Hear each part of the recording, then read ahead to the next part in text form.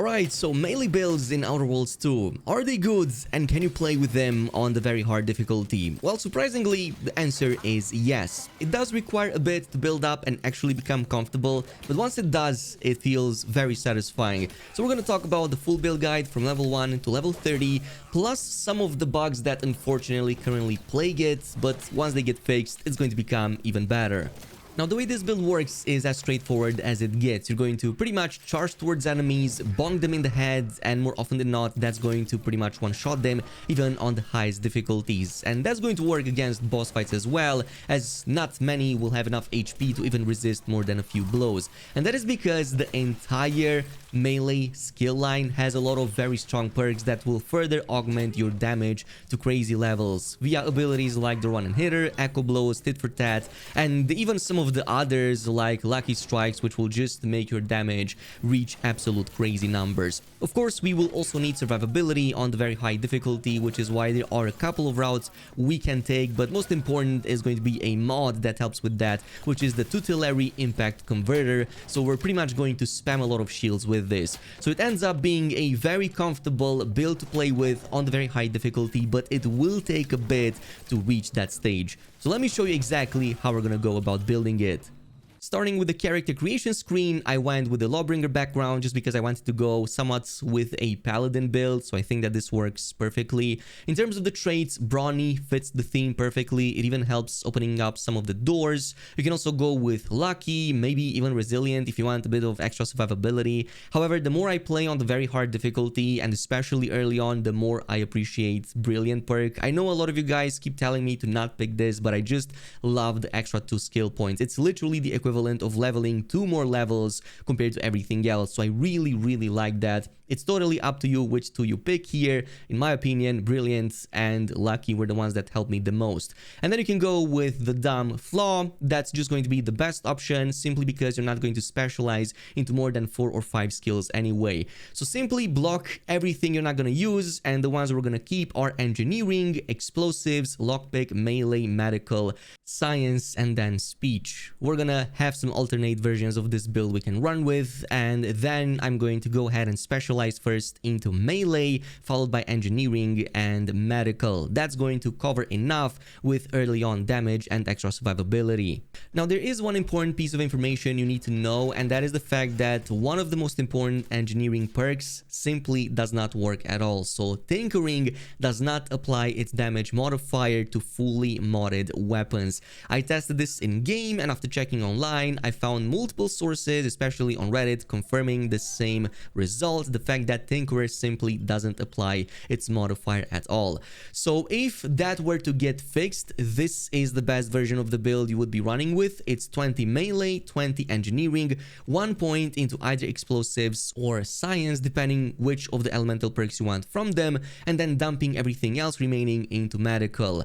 But because that Tinkerer perk simply does not work for me, I sacrificed the Engineering tree and instead went with 20 into Speech, which has a similar perk called Space Ranger that does about the same thing as you invest more points into that tree. This is only going to be temporary, so once it gets fixed, we're gonna go back to Engineering, especially since we also get a ton of damage resistance on top. Now, for the perks, we're going to start with the heavy-handed, which is going to make our powerful attack to instantaneously knock down the target. And a knockdown target will not attack you for a moment, which means mitigating a ton of incoming damage. Plus, we can even shield ourselves with their bodies from incoming enemy ranged attacks. Actually pretty good, as that physically blocks incoming attacks. Besides that, we're going to also combine this with Electrotherapist from that 1 point into Science. This actually couples really well with the early on Thunderstruck weapon, as a one single heavy attack plus this perk means instantaneously applying the full shock debuff on the target, which means full on stun in one single blow, on top of the extra shock damage that we get to apply to other nearby targets. And then we're going to top it off with the Run and Hilter. This is going to be one of your first and highest sources of damage, plus 50% extra damage with heavy hits after a sprint. And since we're going to be dashing from enemy to enemy anyway, this is going to be a buff with a very high uptime. From here, we have quite a few options for both damage and survivability. So Bullet Shield is great for the extra HP and damage resistance. Trophy Hunter you will eventually want anyway for the extra crit chance, especially against, like some of the toughest enemies. Then if you want to get even more damage, you're going to spec more into the melee line. So Echoing Blows in this case helps a ton, as it kind of gives you literally a Fusroda on every light or heavy melee hit. So if you perform heavy versions, that's going to be 50% of your weapon damage on every single hit.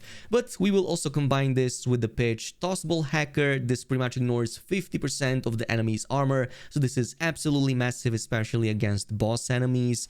And then we're gonna combine this with also one of these tit for tat perks, essentially 25% healing on every single melee hit. That is going to be absolutely massive for survivability.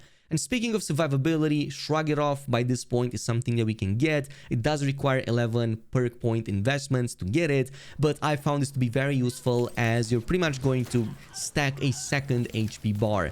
Yes, it only triggers at the start of the combat, but it triggers at every start of the combat. So you defeated a group of enemies, got a bit of the Shrug It Off left, you go into another group fight, it further stacks with the previous one that you just had, and it's kind of like having a second overshield on top of your HP bar.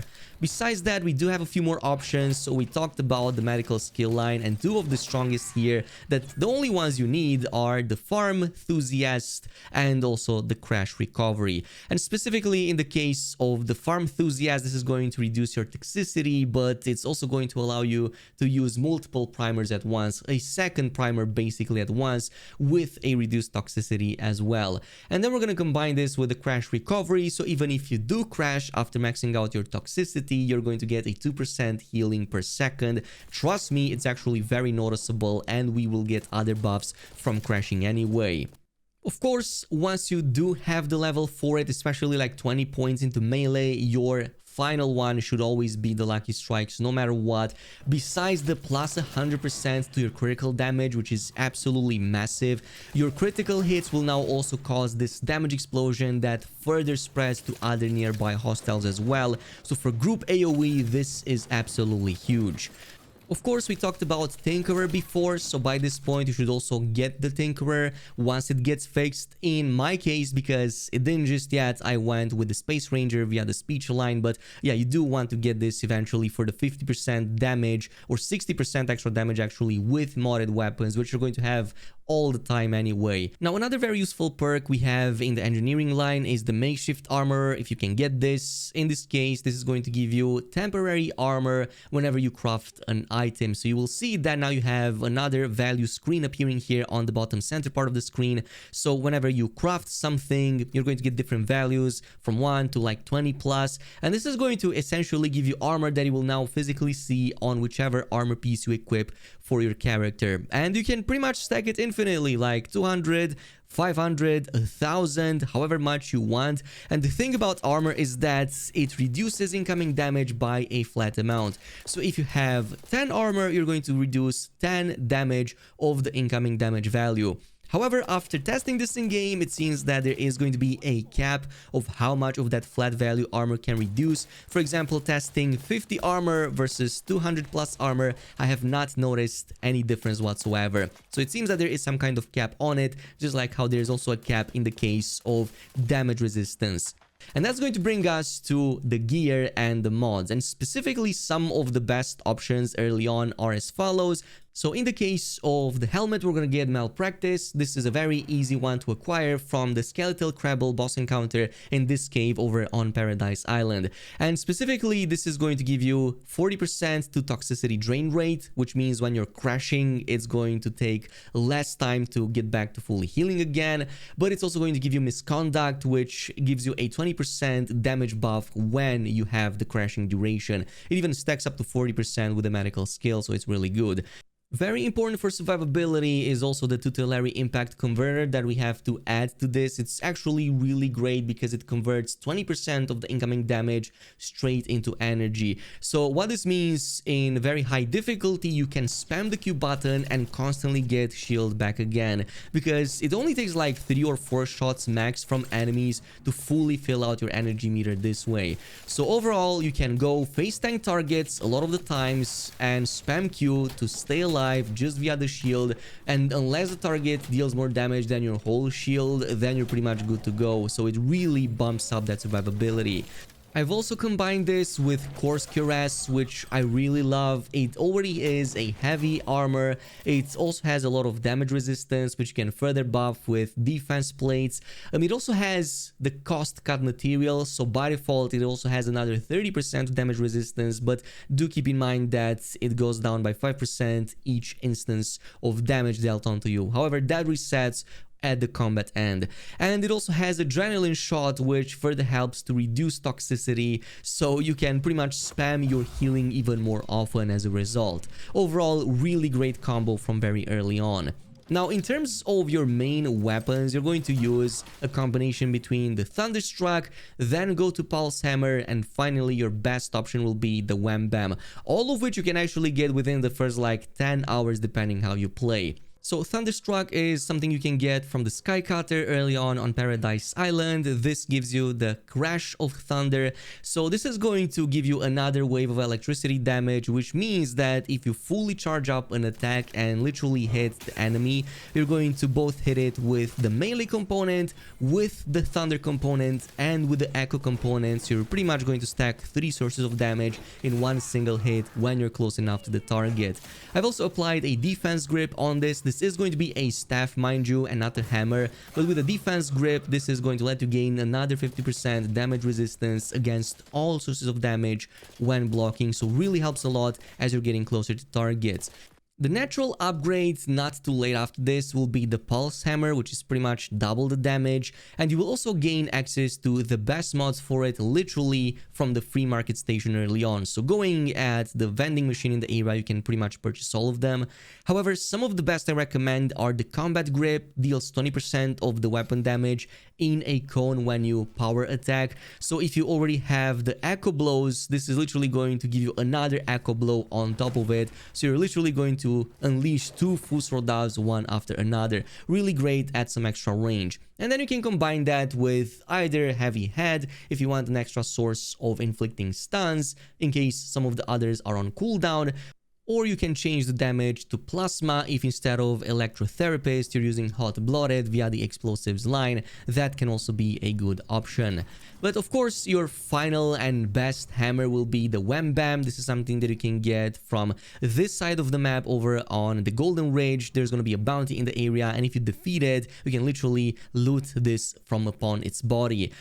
And what makes this so special is the Shotgun Hammer. It triggers shotgun blasts on hit, but you will need to have the appropriate ammo in this case, so the shells in your inventory to pull that off. However, with a Combat Grip on top of this, you're literally going to get like 5 sources of damage. So besides the physical hit itself, you're going to get the Shotgun Blast, you're going to get the Echo from the Combat Grip, you're also going to get the other Echo from the perk, and you will also get the Explosion from the Lucky Shot. So in total, that's going to be so much damage that you're literally going to face melt everything on the very hard difficulty. Even against this boss right here, I was just performing regular light melee attacks and I was still absolutely blasting through it on the very hard difficulty. Now, obviously, there are some downsides early on, especially since your build is not yet fully complete. You will run into some survivability problems until you get some of the mods and upgrades to keep yourself alive. That is why, in the meantime, you kind of have a couple of options. One is to pick off targets one by one and really be good at positioning, staying behind cover, running through rooms, and taking down singular targets as much as possible and not letting them group up too much. You can, of course, also use a shock machine gun from range. Since early on we have that electrotherapist, it's very easy to stack electrocuted on targets, especially the mechanoids and whatnot, so it literally takes way less shots for that to trigger, which stuns them and lets you just go in uninterrupted. But later down the line, obviously, once you do get the options via tutelary impact converter and some of the other healing options, you're going to have so much more survivability. And that pretty much concludes today's video with the build. Let me know in the comments if you also went with a melee build or any other route you have taken with it, in case you went for something different. In the meantime, thanks so much for watching, and I'll see you in the next video.